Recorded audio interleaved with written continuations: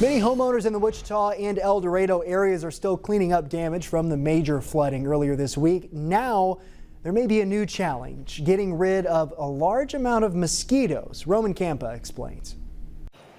The recent rainfall really creates ideal conditions for mosquitoes to breed.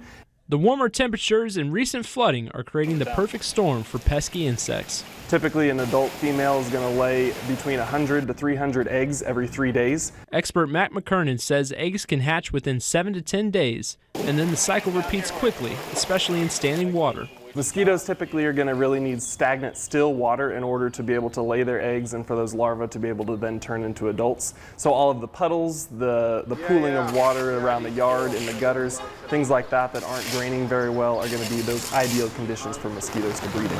He says the best way to prevent mosquitoes is to walk around your yard and drain any spots of standing water. Look for things like tires, bird baths, bird feeders, any kind of pots or dishes underneath your pots that are holding water. And if you have to be outside, make sure to use insect repellent. Something that contains DEET, for example, is going to be a great opportunity to repel those mosquitoes from biting you.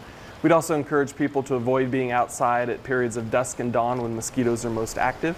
Also, utilizing long sleeve shirts and long pants is going to help reduce the amount of exposed skin to reduce the amount of bites that you would receive from the mosquito. In Wichita, Roman Campa, 12 News. If you have some standing water that you can't drain, you can use a product called mosquito dunks, which are safe on the environment but target the mosquito larvae.